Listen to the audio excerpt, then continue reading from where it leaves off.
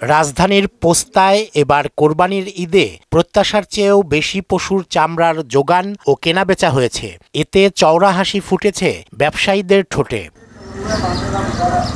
ঈদুল আজহার প্রথম দিনে সারা দেশে ১,৪,০৮,৯১৮টি গবাদি পশু কোরবানি হয়েছে, যা গত বছরের চেয়ে ৩,৬৭,১০৬টি বেশি। এসব চামড়ার অর্ধেক পোস্তায় আর বাকিটা সাভার ট্যানারিপল্লীতে সরবরাহ করা হয়েছে। মধ্যে ভালোই সংগ্রহ হয়েছে, মাল বুঝায় যেরকম সাইজ এরকম দাম। ওয়ালটন ফ্রিজ কিনে অনেকের মতো আপনিও হয়ে যেতে পারেন মিলেনিয়াল, সেরা পণ্যের সেরা অফার।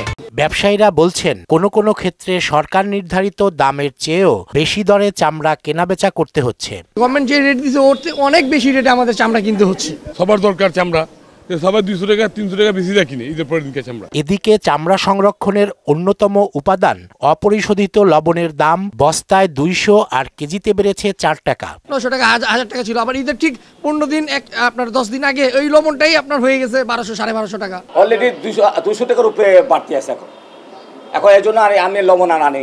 এবার রেকর্ড 26 লাখ মেট্রিক টন লবণ উৎপাদন হলেও দাম বাড়ার জন্য সিন্ডিকেট ও বিসিকের দুর্বলতাকে দায়ী করলেন বিটিএ সভাপতি। সিন্ডিকেট করে তারা দরটা বৃদ্ধি করে, আপনার এখানে বিসিক তাদেরকে কোনোভাবেই কন্ট্রোল করতে পারে না। আনারি শ্রমিক দিয়ে চামড়া ছাড়ানো ও সময় মতো লবণ না দেয়ায় বছরে $200 মিলিয়ন মূল্যের চামড়া নষ্ট হয় বলেও জানান শাহিন আহমেদ। আমরা $200 মিলিয়ন আমরা হারাচ্ছি। রেজা খান, মোহনা সংবাদ, ঢাকা।